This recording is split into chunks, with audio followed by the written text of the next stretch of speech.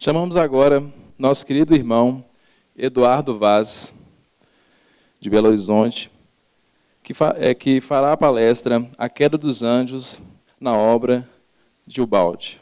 Uma salva de palmas. Bom dia, primos. Que Deus abençoe a nossa grande família.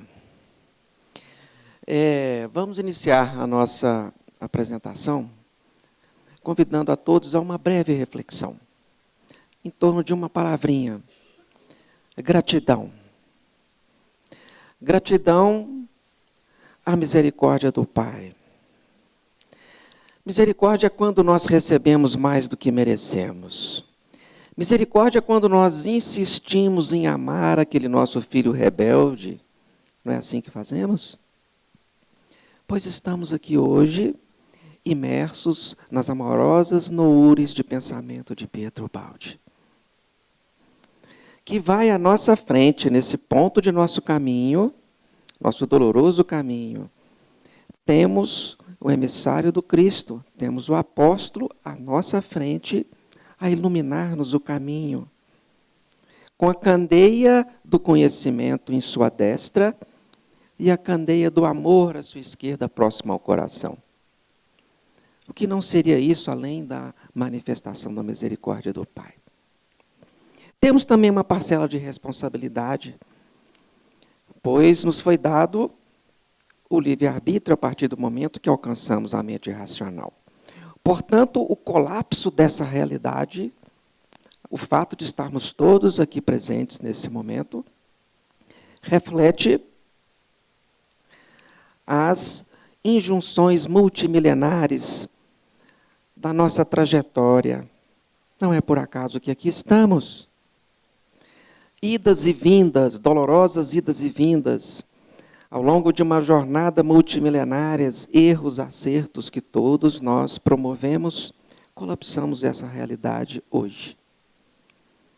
Portanto, claro, somos gratos a todos aqui de Belo Horizonte que nos esforçamos esses meses para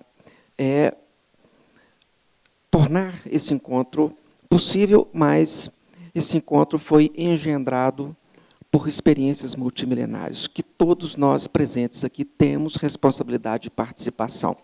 E também aqueles que nos assistem pelos meios virtuais e que haverão de assistir-nos. Então, fica essa mensagem de gratidão. Muito bem.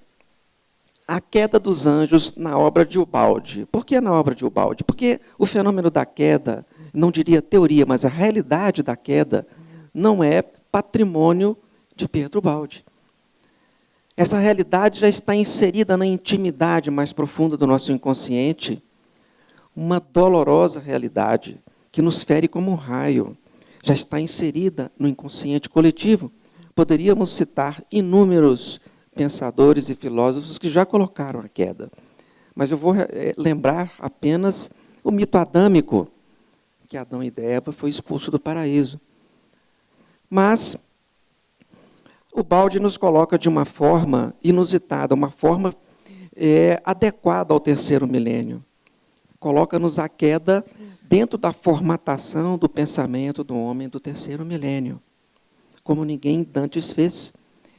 E nos dá uma visão precisa da casa do Pai, uma visão precisa, aproximada, dentro das nossas possibilidades racionais, muito limitadas. Mas, até hoje, não conseguimos perceber uma colocação tão precisa, tão adequada ao nosso alcance cognitivo.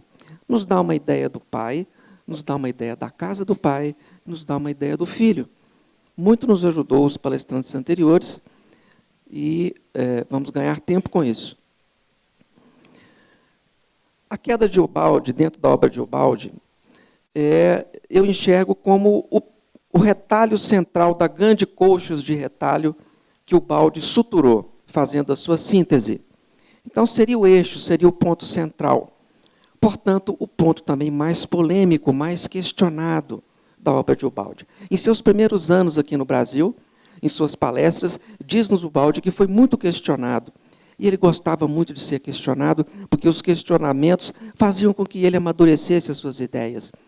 nós percebemos ao longo da obra um amadurecimento, uma mudança de alguns conceitos, né, até que ele se chama na fase adulta, né, nos últimos livros que ele escreve. Portanto, não tenham dúvida que a queda estava na alça de mira dos inquisidores de Ubaldi. E não é por acaso. A queda é o ponto, elo, que faz a conexão do criacionismo com o evolucionismo. É o ponto que nos permite elucidar as aparentes injustiças, incongruências que convivemos no nosso dia a dia, em nossa realidade. Explica-nos com propriedade por que esse universo supostamente criado por Deus não tem os atributos do Pai. Porque temos aqui a morte, temos o dualismo, temos o transformismo. Isso não é atributo do Pai. Apenas a queda nos explica essas aparentes injustiças. E para nós, ainda é muito difícil aceitar a queda.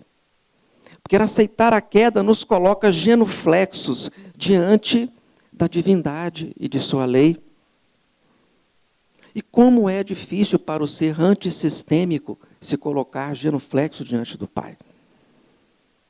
É a expressão máxima da humildade, exatamente o que nos faltou no momento da queda. Muito bem. Vamos contextualizar Pietro Baldi dentro da linha do tempo. Falamos que não é a propriedade de Pietro Baldi a queda. Foi largamente estudada no momento talvez mais profícuo do conhecimento da nossa civilização, que foram os 7 séculos que antecederam a vinda do Cristo. Tivemos inúmeros emissários de largo potencial intelectual, que nos canalizou diversos conhecimentos que até hoje sedimentam e organizam o nosso pensamento. Tivemos Platão, Aristóteles, Epicuro, Siddhartha Gautama. Tivemos diversos pensadores que trouxeram-nos as bases, levantou a parede da pirâmide do conhecimento humano, a parede da filosofia, da ética, da matemática. Feito esse sentimento, veio Cristo a fazer a primeira síntese. E diz-nos Cristo: instruí-vos, pois a instrução já estava pré-moldada. Mas ele nos trouxe uma proposta inusitada. Ele trouxe a proposta do amai-vos. Quando ele plantou a sementinha do amai-vos, ele implantou o religare. Ele nos aproximou da divindade, pois sabemos que a substância é amor, a vida é amor. Então, nessa proposta, Cristo encurta a nossa distância da divindade. Ele nos dá o caminho para que nós possamos reconstruir esse espelho fragmentado em pequenos caquinhos, que haverá de refletir a imagem de Deus. Então, feita essa primeira síntese, os emissários posteriores a Cristo não fizeram nada além de reverberar as mensagens trazidas pelos filósofos da era pré-crística, mas com o tempero do amor. Então, nós vimos Santo Agostinho reverberar Aristóteles, mas com essa sementinha do amor no coração. Alguns companheiros, e surgiram de diversas religiões, alguns companheiros divergiram um pouco da mensagem do Cristo, outros convergiram mais. Temos a Inquisição, as trevas da Idade Média, onde foi torturado a ideia do Cristo em função de desejos mais mesquinhos humanos. Mas temos também os que se alinharam de uma forma mais congruente com a mensagem e com a lei de Deus. Logo em seguida tivemos a Renascença e começamos a levantar a pirâmide da ciência, do conhecimento científico. Pois a parede da pirâmide do conhecimento humano, filosofia e religião, o religare, já estavam praticamente construídos. A parede da ciência começou a ser montada com o divisor de águas, Galileu Galilei, Giordano Bruno, que nos mostrou de uma forma coerente à estrutura do nosso macrocosmos. Vieram outros a nos explicar de forma bastante apropriada o nosso mesocosmos, na figura de Isaac Newton. Explica muito bem o nosso mesocosmos. E começamos a entrar em nosso microcosmos através da microscopia. Chegamos a Faraday, a Maxwell, que nos mostrou a realidade do eletromagnetismo, e era o momento de chegar, então, a Allan Kardec, pois o magnetismo já era uma realidade. Foi a primeira convergência entre o vetor da religião e o vetor da ciência. Logo em seguida, tivemos a nossa realidade desmaterializada a partir de Albert Einstein, que nos mostra a relação de matéria e energia. Então, a matéria e a energia sobre a velocidade da luz ao quadrado. Acabou a realidade sólida que nós havíamos como ponto conceitual básico. Max Planck, pronto, estava feita a confusão, precisávamos de uma nova síntese. Estávamos perdidos no cipoal. Esse foi o momento que nos chega Pietro Baldi. A ciência não consegue avançar sem Pietro Baldi. Então, temos a pirâmide. Botezinho tinha razão. Filosofia, a paredezinha da religião, pós-Cristo, da ciência, e a arte evoluiu também. Muito bem. Veio então Kardec, com sua fé raciocinada, criou o primeiro vetor de convergência da religião em direção à ciência. Em direção à ciência. Era o momento de uma nova síntese. Chega Pietro Baldi organizando toda essa conversão, dizendo-nos que o psiquismo seria o instrumento de investigação científica do terceiro milênio. E nos diz mais, que o potencial desse instrumento de investigação é diretamente proporcional aos valores éticos do cientista que manipula esse instrumento de investigação. A bondade, a retidão, o amor aumenta o potencial desse elemento investigativo, científico do terceiro milênio. É uma ideia inusitada para todos nós. Então, a queda fecha o ciclo. Fecha o ciclo.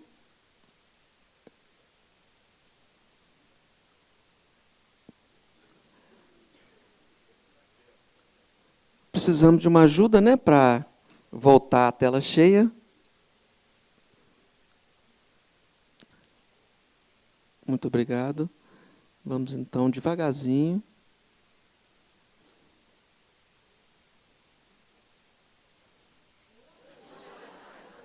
Não fiz nada. Problemas antissistêmicos.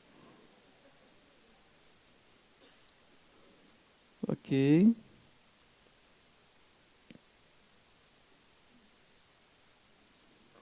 Então, estávamos mostrando o ciclo de contração e de expansão. Somente a queda nos explica a metade da laranja, que é a fase de contração. Essa fase aqui, ok?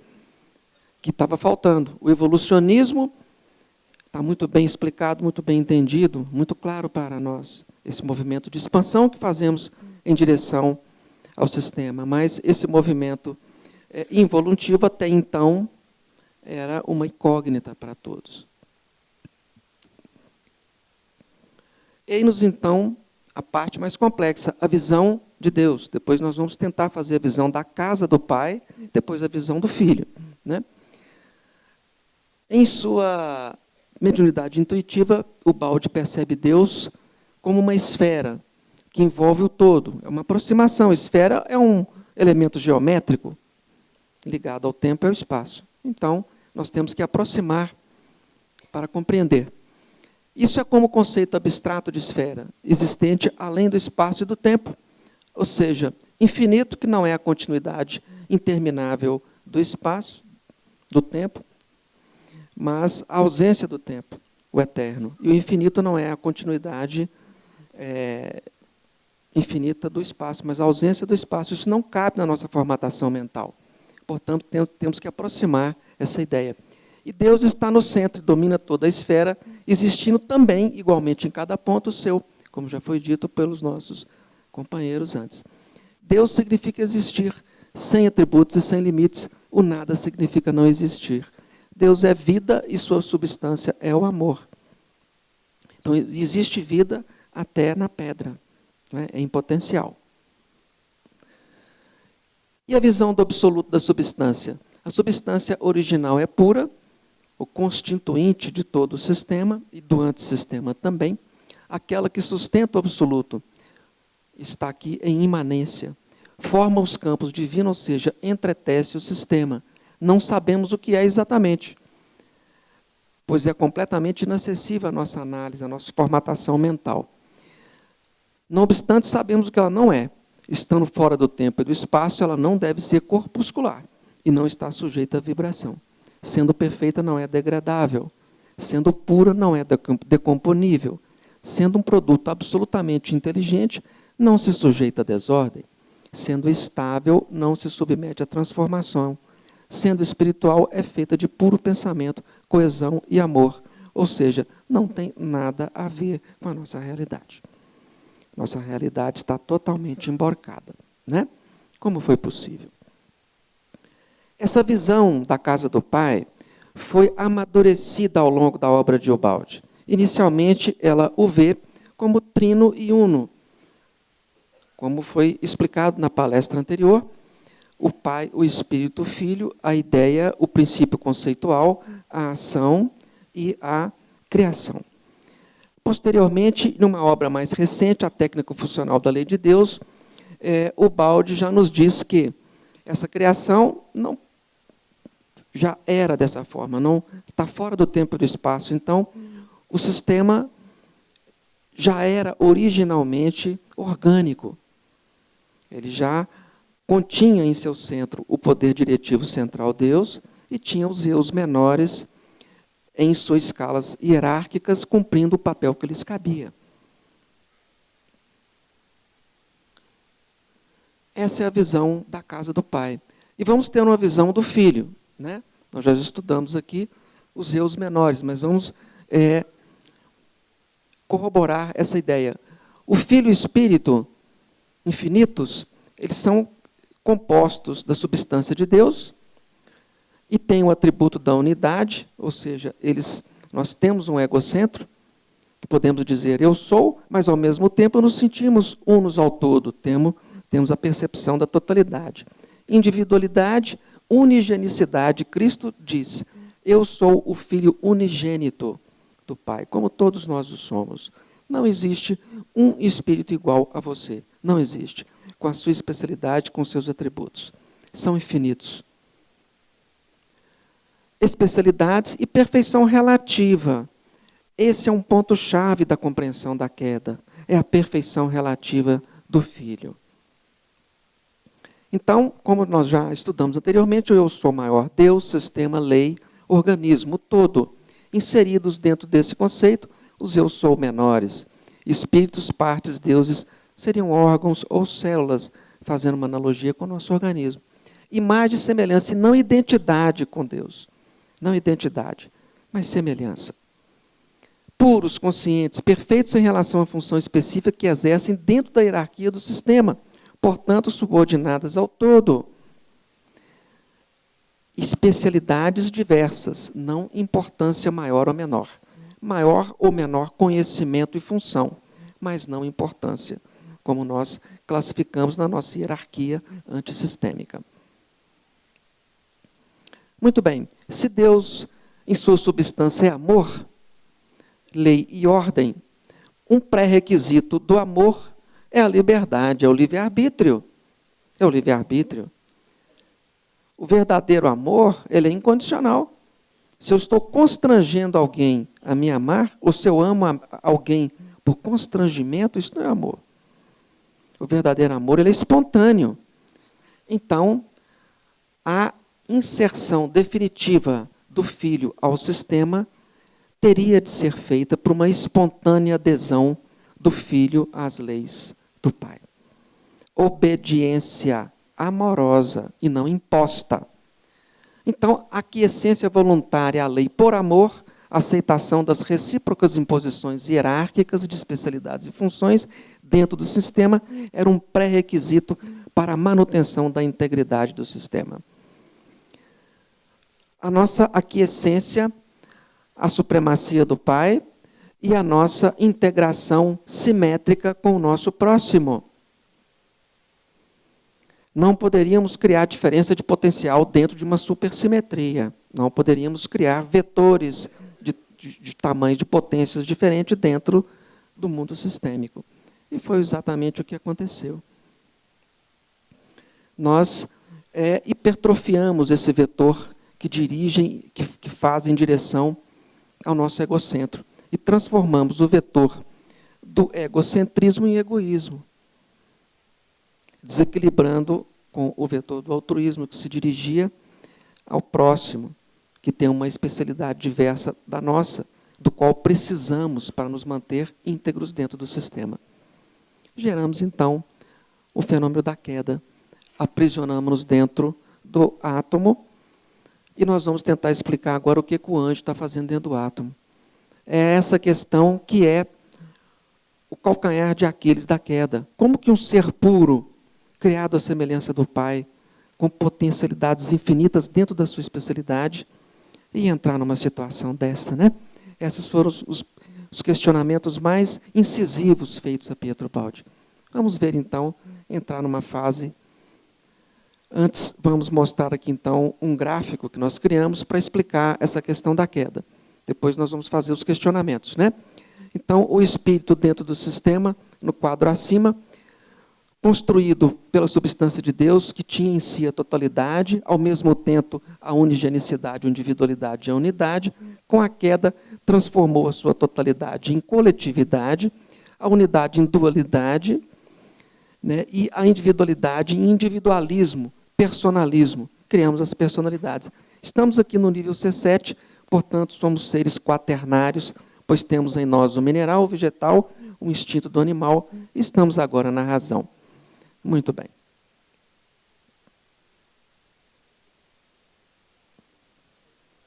Podemos adiar, né? Seria uma boa ideia a gente adiar. Seria bom, né? Foi adiado. Vamos agora às dúvidas e objeções para nós encerrarmos.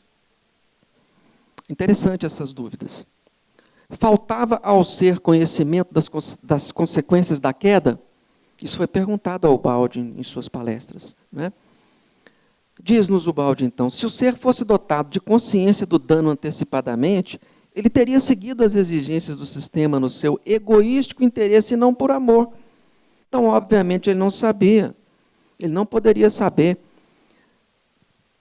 Por esse motivo, a queda está impressa na intimidade do nosso inconsciente como uma grande dor, como um raio que nos apagou instantaneamente a consciência, trouxe a nossa consciência dilatada ao máximo para uma sementinha em potencial, como a matéria estava em potencial na condição de espírito puro.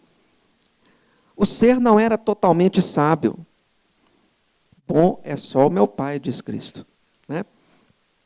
Era perfeito apenas na sua posição hierárquica e especialidade dentro do sistema, semelhante, entretanto, não idêntico ao Pai, a perfeição relativa. Então, o ser não tinha conhecimento da queda.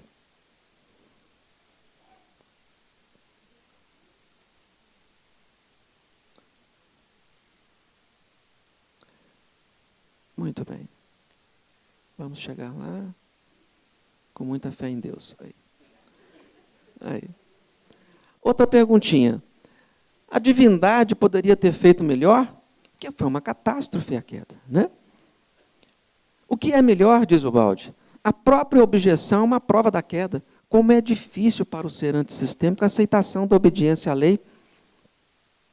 Esta objeção é um ato de rebeldia sagrado patrimônio do livre-arbítrio. Nós temos a liberdade e o direito de errar. Podemos tudo.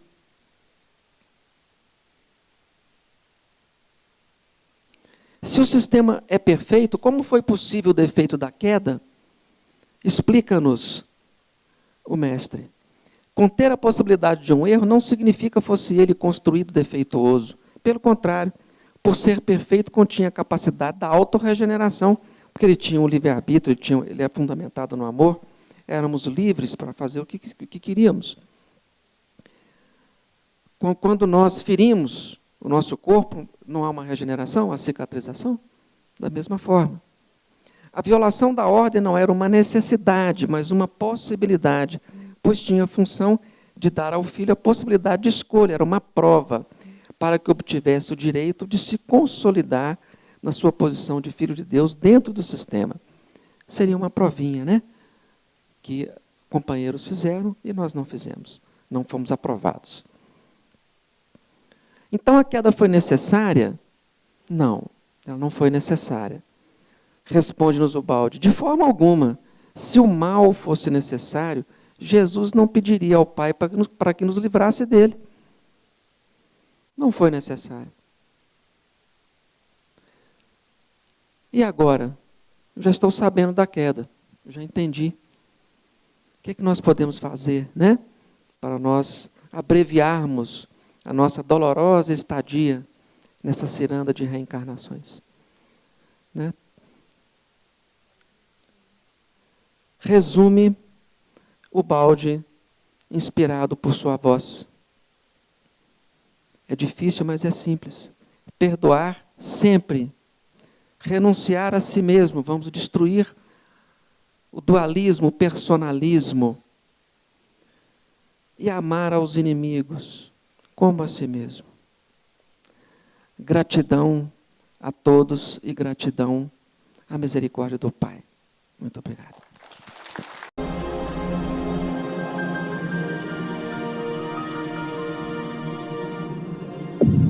IBS, Instituto Brasileiro de Benemerência e Integração do Ser. www.ibis.org